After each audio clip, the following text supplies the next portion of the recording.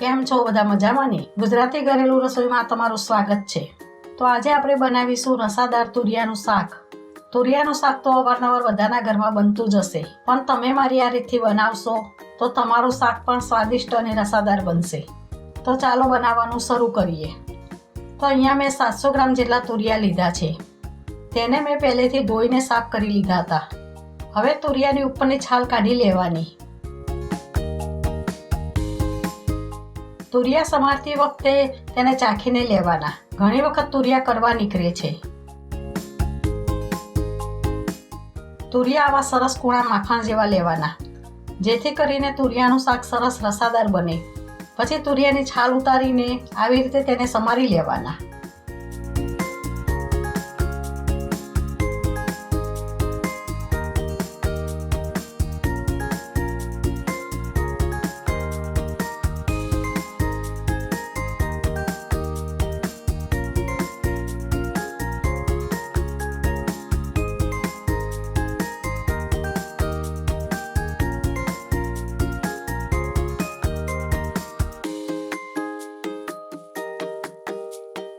તો બધા તુરિયાને આવી રીતે સમારીને કટકા કરી લેવાના।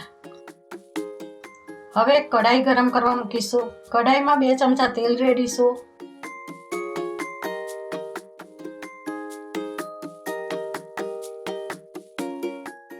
તેલ ગરમ થઈ ગયા પછી 1 ચમચી રાઈ નાખીશું।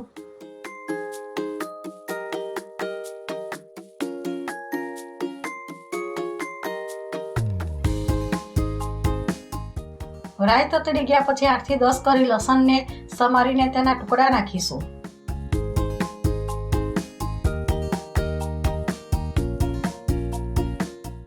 લસણ શેકાઈ ગયા પછી 2 મરચાંના સમારેલા ટુકડા નાખીશું।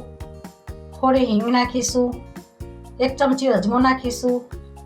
અજમો અને લસણ બંને તુરિયાના શાકમાં નાખવાથી તુરિયાના શાકનો સ્વાદ ખૂબ સરસ આવે છે અને ખાવામાં પણ ખૂબ ટેસ્ટી લાગે છે। પછી 1 ચમચી હળદર નાખીશું।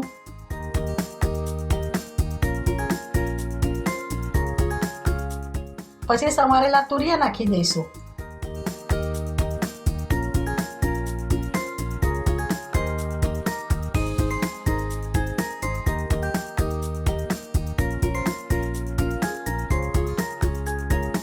બે ચમચી કાશ્મીરી મરચું નાખીશું। 1 ચમચી ધાણા જીરું પાવડર, સ્વાદ અનુસાર મીઠું નાખીશું। 1 ચમચી ખાંડ નાખીશું। પછી બરોબર હલાવીને મિક્સ કરી દઈશું।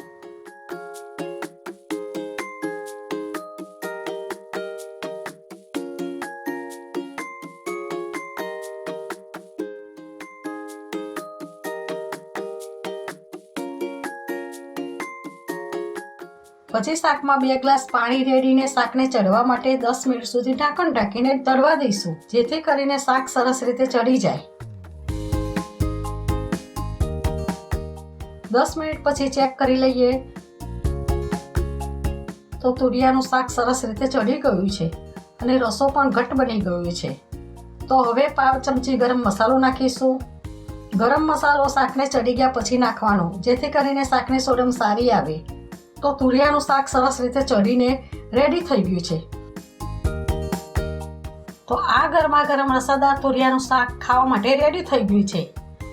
તો તુરિયાના શાક જોડે તમે બાજરીનો રોટલો, રોટલી કે પરાઠા સાથે ખાઈ શકો છો। જો તમને મારી આ રેસીપી ગમી હોય તો મારા વિડીયોને લાઈક કરજો અને મારી ચેનલને સબસ્ક્રાઈબ કરજો। જય શ્રી કૃષ્ણ।